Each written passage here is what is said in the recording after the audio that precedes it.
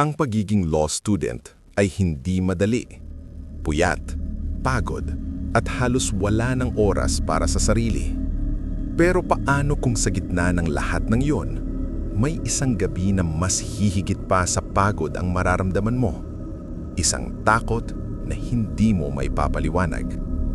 Sa episode na ito, pakinggan natin ang karanasan ni April, isang law student na dumaan sa isang gabi sa Balete Drive na tuluyan niyang hindi malilimutan.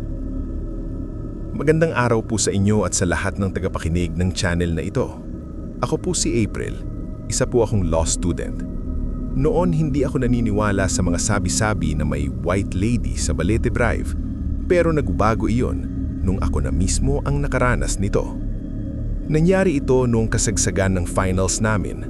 Halos araw-araw akong puyat kakaaral at madalas sa gabi na ako nakakauwi galing library.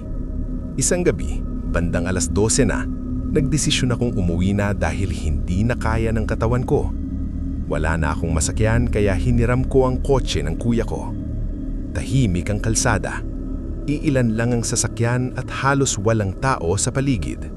Habang papalapit ako sa Balete Drive, napansin kong mas lalong dumilim ang paligid. Matataas sa mga puno sa gilid at ang ilaw ng poste ay parang hindi sapat para maliwanagan ang buong daan. Hindi ako natatakot noon. Sa isip ko, kwento-kwento lang ang lahat. Pero ilang minuto pa lang akong nagmamaneho doon, may napansin na akong kakaiba. Parang may dumaan sa gilid ng sasakyan ko. Isang anino. Mabilis lang. Halos hindi ko makita ng maayos. Pinilit kong kalmahin ang sarili ko. Baka pagod lang ako. Nagpatuloy ako sa pagmamaneho hanggang sa napansin ko sa rear view mirror ko may babaeng nakaupo sa likod. Napapreno ako ng bigla. Walang dapat na tao sa loob. Dahan-dahan akong lumingon sa likod. Walang tao. Huminga ako ng malalim. Pagod lang to, sabi ko sa sarili ko. Pero nang tumingin ulit ako sa rear view mirror, nandun na naman siya. Isang babaeng nakaputi. Mahaba ang buhok. Nakatakip ang mukha. At nakayuko. Nanlamig ang buong katawan ko. Hindi ko na alam ang gagawin ko. Hindi ko magawang sumigaw. Hindi ko magawang huminga ng maayos. Biglang nagsalita ang boses sa likod. Mahina. Bakit ngayon ka lang dumaan? Parang may malamig na hangin na dumaan sa loob ng sasakyan. Hindi ko sinagot. Piniga ko ang manibela at tinuloy ko ang pagmamaneho. Pero napansin kong hindi nagbabago ang paligid. Parang umiikot lang ako sa parehong bahagi ng Balete Drive. Parehong puno, parehong poste, parehong madilim na kalsada. Biglang naramdaman ko na may humawak sa balikat ko mula sa likod. Malamig, dahan-dahan. Napapikit ako sa takot.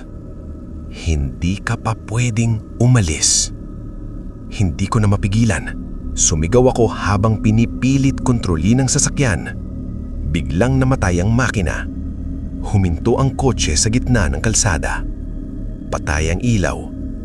Tahimik ang paligid. At sa gitna ng dilim, narinig ko ang pagbukas ng pinto sa likod. Hindi ako makagalaw. Parang may pumipigil sa katawan ko. Dahan-dahan kong naramdaman na parang may lumalapit sa akin mula sa likod. Hanggang sa maramdaman ko ang paghinga sa tabi ng tenga ko. Samahan mo ako. Hindi ko na alam kung paano, pero bigla na lang umandar ulit ang makina. Parang may nagbukas ng daan. Agad kong inapakan ng silyandrador at umalis sa lugar na iyon nang hindi na lumilingon.